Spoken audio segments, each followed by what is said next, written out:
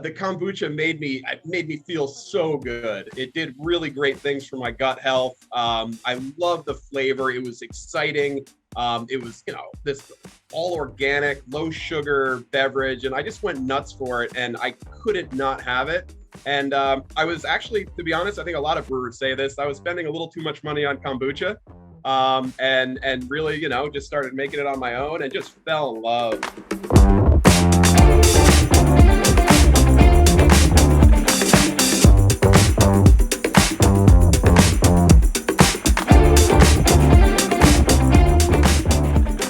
Hello everyone, and welcome to another episode of Perspectives brought to you by ChefWorks. Today I am excited to welcome San Diego County's own chef-crafted Bambucha Kombucha. Kombucha brands have exploded in recent years. The drink itself offers a bevy of health benefits, packs bold flavors, and comes in both non-alcoholic and alcoholic forms. But nothing quite compares to what I have found in Bambucha. And I am pleased today to welcome Chef Michael ZonFrilli, the owner of and flavor creator at Bambucha Kombucha. Michael, how are you doing today? I'm doing great, Aaron. How are you? I'm doing great. Thank you for asking. I kind of want to jump right in here. You have a little bit of a history with kombucha. Where did your journey begin? Absolutely. Well, it goes way back. I'd gotten out of college, and I was cooking on the East Coast, and I spent every winter in Southern Oregon, little community called Tequilma. I lived on a communal organic farm called the Magic Forest Farm, and this is before there was a commercial kombucha on the market, before GT Dave brought his first bottle to Erewhon. It was just kind of this hippie juice. Here I am, this guy from the New Jersey suburbs, and living on this organic farm, and there's this giant vat with a SCOBY. I didn't know what a SCOBY was at the time, but we used to just ladle it out of there and drink it with our communal vegan meals. I had kind of I left the farm, moved back to the real world, and became a chef. And years later, one of my sous chefs brings me a bottle of GTs. And I cracked it open and I took a sip, and it just blew my head off. I couldn't believe, how big the flavor was. And for anyone who's had their first sip of kombucha, it can be a little bit jolting. Those big acids hitting you. And it all just kind of clicked. I'm just like, wow, this is the stuff we were brewing on the farm. And I already kind of knew the basics, and I thought, you know what, this GTs taste amazing. Knowing what I know now as a chef, I bet you I can make stuff taste pretty good. And just started brewing at home, and then a garage, and then a shared space kitchen, and now we have our own facility here in Vista. You used it, was it Skoogie? What was that word you used? SCOBY. So the SCOBY, it's kind of a misnomer. SCOBY means a symbiotic colony of bacteria and yeast. Some say symbiotic culture of bacteria and yeast. But really, the SCOBY is the whole culture. What you're seeing on top of the kombucha is actually just a pellicle that's formed from that process. Yeah. So I was looking at the pellicle formed by the SCOBY. Yeah. Got it. So long time ago, you're on a farm and you have this drink that you don't quite know is kombucha, and then years later, as a chef, somebody brings you GT, which is an actual brand of kombucha. You'll see it on your grocery store displays and stuff of that nature. So what made you, what inspired you to actually start brewing yourself? So, first of all, I got completely hooked. The kombucha made me feel so good. It did really great things for my gut health. I loved the flavor. It was exciting. It was, this all organic, low sugar beverage, and I just went nuts for it, and I couldn't not have it. And I was actually, to be honest, I think a lot of brewers say this, I was spending a little too much money on kombucha, and really, just started making it on my own, and just fell in love with the process, and the way it's just alive and bubbling, and every batch is different. Very exciting to me, who had done, culinary fermentation before, but, got really back into it. At the time, I was teaching culinary school, and I would tell my students, in my next life, I love being a chef, but in my next life, I'd like to focus on one item, one product. And I found my product and realized that, my life wasn't over. And, as a middle-aged guy, I decided to go for it, and started as kind of a passion play hobby. And it just morphed into an actual business. And then the name Bambucha, where does that come from? So, Bambucha, it's a Hawaiian slang. It's a Hawaiian pidgin slang. It means really big. Like, the waves are Bambucha today, man. And, it rhymes beautifully with kombucha, and it really represents the flavor profiles. We are, some people say, oh, kombucha is too vinegary. It's got, too much going on, but that's what I love about it. I wanted to create something approachable that a lot of people could enjoy, but still stay true to what kombucha is, and that's a big bold drink with those real beneficial acids in there that do make some people a little bit weary at first, right? Was this an individual effort, or did you kind of go to friends? Did you find other team members to kind of make this dream a reality? Yeah, so I brought the idea to Steven Strupp. He is a chef. He was cooking for some high-profile clients at the time, and he was a beer brewer. He had an incredible beer brewing setup, had done some internships at some breweries.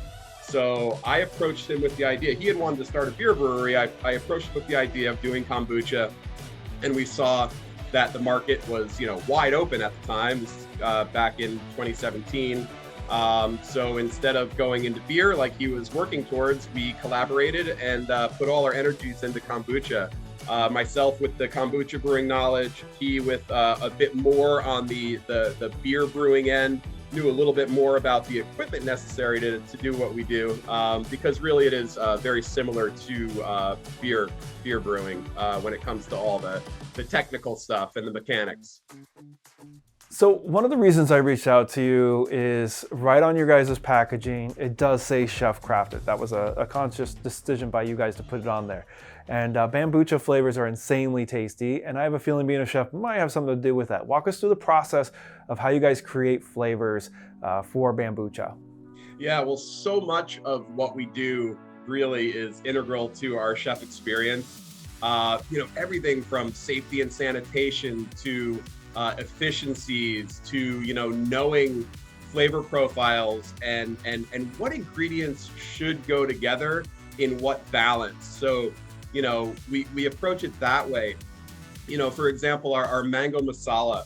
There are a lot of mango kombuchas out there, but we took inspiration from Indian cuisine and the Ayurvedic use of spice. So we're blending the hot and the cold, right? The cool mango with the hot turmeric and ginger, a little bit of cayenne, lime juice. So really rooted in culinary tradition.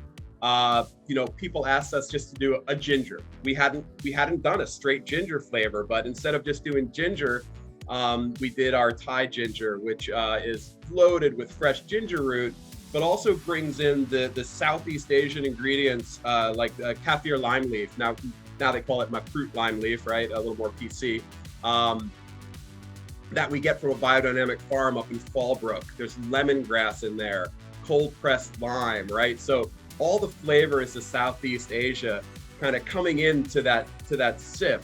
Our blueberry tart, blueberry vanilla almond, right? To kind of mimic your grandma's blueberry pie or blueberry tart right out of the oven. So we just approach everything from that culinary background, but also, going forward and developing flavors, not only do we want to, continue on that path of using culinary tradition to create new flavors, but every batch that we make, kombucha is living, breathing. We don't make 5,000 gallons at a time. We do batches and then put batches together to then, flavor and carbonate for the finished product. So, we have to approach every single batch like a chef would approach a dish.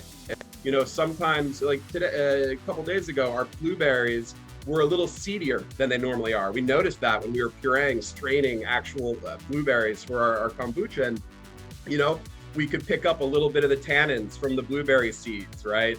We had a batch of turmeric once that was really very fresh and vital, and we actually had to stretch the batch because it was hitting us in the head. And we know that we want to maintain, that perfect balance, and be consistent with an inherently inconsistent product like kombucha. So we really put, what we know about everything that we've learned as chefs into trying to accomplish that every time. Nice. And you said something there like pureeing the ingredients. None of this stuff is artificial flavor, correct? Absolutely not. 100% natural. A lot of good breweries use concentrates. They start with a blueberry, but they're really cooked down quite often with preservatives and sugar. We could certainly do that. But, as a chef, we believe that, it really starts with the raw product. We are, a medium-sized company, and we're still able at this point and want to continue using whole fruits, whole roots, and real botanicals.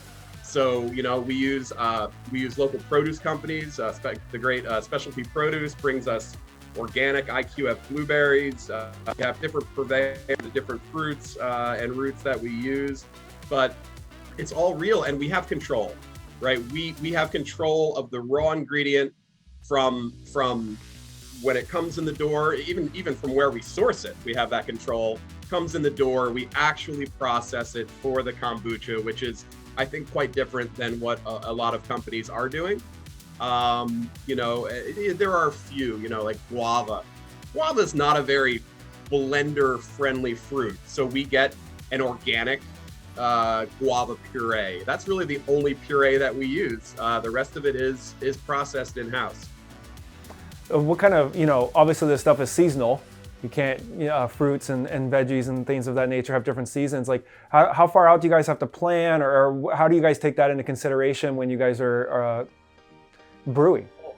Fortunately, like when you're doing, baking, IQF, individually quick frozen fruits, are actually quite often better, right? If you were trying to deal with fresh blueberries, you have real inconsistency and sourcing would be a nightmare. Whereas with individually quick frozen fruit, the entire harvest, they wait until it's absolutely perfect ripeness, ready to go. It's then flash frozen, and we've had the best luck on our berries, our mango, our blueberries, other fruits, guava, with that frozen. So fortunately, that does help the supply chain.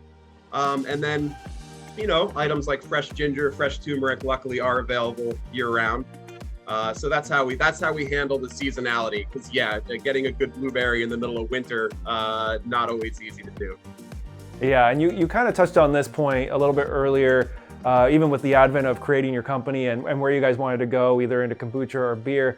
A lot of people probably might know or not know that San Diego at one point was, the capital of craft brewing for beer. Then distilleries started coming in, and we just kept expanding in this brewer's world, and then multiple kombucha brands, most of them alcoholic kombucha brands came onto the scene.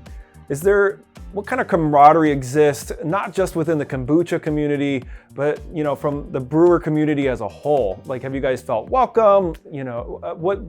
What's been that relationship with other brewers? It's such an interesting question. In the beginning, especially, kombucha brewers tended to be a little more secretive, I believe, than beer brewers. I mean, beer brewing is such an age-old tradition, and there are some really set ways of doing, an IPA versus a stout versus an ale. So with kombucha, it was such a new commercial product that I think some people were a little secretive. And I do believe it's opened up. The folks, Josh Mackler, who now owns Kobe Hard Kombucha or Hard Yerba Mate, he invited us down to Juneshine when he was the head brewer there. They showed my partner Steven and I the whole facility. They actually have our non-alcoholic kombucha on tap there.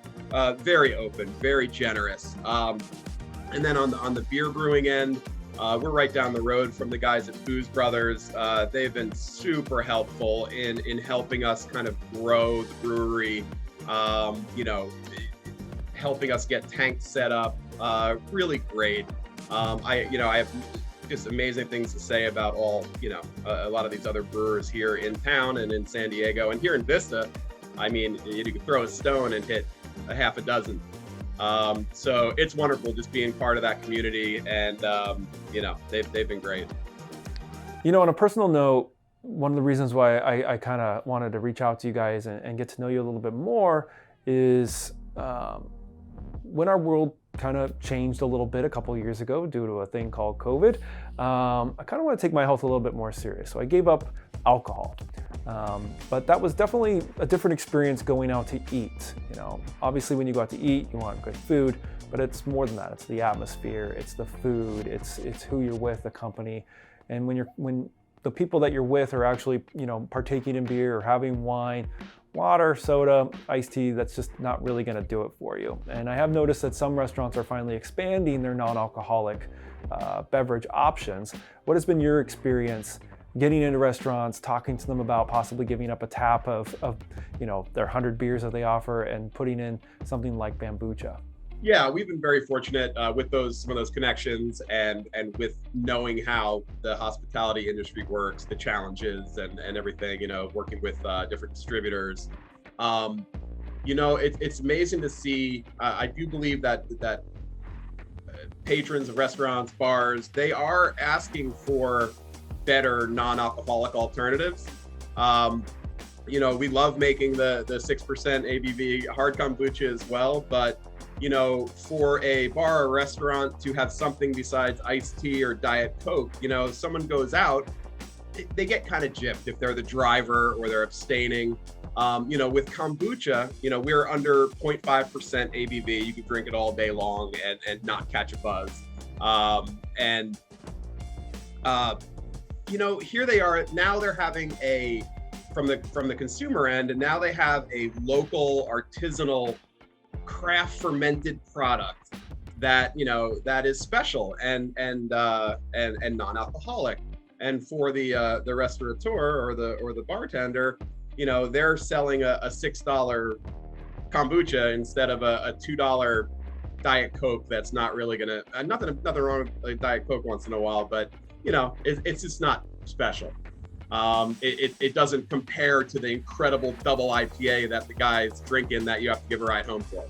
I think more and more we will see that, like you said, some great non-alcoholic beer products out there now, but also kombucha. I think it hits those points that people are looking for in a special kind of bubbly fermented drink that they can drink all night long and drive home just fine, right? It's coming, but you know what? It's strange. There's still some reluctance for bars and restaurants to give up those precious tap handles. And I tell them, if someone wants a beer, they're going to get a beer. If you have 12 beers on tap instead of 13, and you have a Thai ginger on tap that you can mix with vodka really nice in a mule, I also tell them, people will still get a beer, but now you have an option besides Diet Coke or iced tea. With all that being said, you recently actually did start selling an alcoholic version of Bambucha. Now, was that always part of the plan? Was it something out of necessity, or did the market kind of reveal that path for you guys? I have to say we went in kind of reluctantly. We were really happy making the non-alcoholic booch, but we did see the potential market for the hard, and not out of necessity, but it seemed like a natural progression. We're still using our base ferment. We're still using the same organic fruits. The only difference is, about 1,500 pounds of fermentable sugar and some yeast, some champagne yeast that we use. We've taken a much lighter approach to our hard kombucha. Our non-alcoholic line we call big kombucha, right? 1 12-ounce, and we don't do 16 ounce in our non-alc. We do 12 ounce because personally, I feel like that's enough. I feel like that's an appropriate amount of sugar, appropriate amount of probiotics, and really, you feel satisfied after drinking a 12-ounce can of our non-alcoholic kombucha. Whereas with the hard kombucha, for a couple reasons, we would like people to drink more than one, right? They are going out. Most people have more than one beer when they go out for a night. We want someone to be able to really enjoy a few pints. We wanted to have something that was, just a little bit lighter, a little more poundable than our big kombucha with, like I said, one a day should do you. What's next for you? This is a living organism that you guys are putting in a can, so I'm sure like distribution presents its own challenges. But what are you guys doing to look beyond your Southern California reach? Yeah, well, right now we've got some exciting stuff happening. Especially here in Southern California, Carl Strauss Distribution has partnered with us on our hard kombucha. They've been a great partner so far. We're really just out of the gates with the hard, so looking forward to growing with them. We have a great BSD down in Miramar called Seacoast. We use Shamrock Foods as our broadliner. Shamrock Foods, similar to like Cisco, great company. And then we recently signed on with UNFI, who is really one of the biggest natural food purveyors in the country. So right now we're in 3 distribution hubs with them, but when we're ready to grow outside of that territory, we can do so with a company like that. Talking to a couple people in New York City that do high volume, and UNFI can put that product on a truck and get us out there, which is tough. Bambucha, a lot of brands are either sterile filtering or pasteurizing their kombucha now because it's a lot easier to ship and make money on. My goal with all my heart is to keep producing a raw, live, unpasteurized kombucha that, from a business standpoint, it's a little tougher, but it does need to stay refrigerated. It needs to stay in the cold chain the whole time. And I think, the market will start to maybe differentiate itself from sterile kombuchas to real kombuchas, live kombuchas, right? You guys do have like a subscription service you guys offer, right? And is that across the United States? So for our non-alcoholic sales, you can get it anywhere in the continental US through our website, bambuchakombucha.com. Oh, and we just launched on Amazon, which is real exciting. So all 5 flavors you can get on Amazon, same price as our website. So that's great. And the hard, we can ship that in California. There's quite a few legal hoops to get it outside of the state. We are looking into that, but right now, yes, you can get a 12-pack shipped right to your door, free shipping, anywhere in California on the hard, anywhere in the country on the non-alc. Michael, I just want to say thank you so much for taking just a little bit of time out of your day and spending it with us here at Perspectives, talking to us about Bambucha and kombucha in general. I think what you're doing is pretty special and unique. You can definitely taste the flavor difference by being a chef and bringing those skill sets into what you guys do. Again, just thank you for being here with us. Thanks, Aaron. And to you out there, our viewers, thank you so much for joining us on Perspectives. I'm Aaron Brown. Until next time, we'll see you real soon.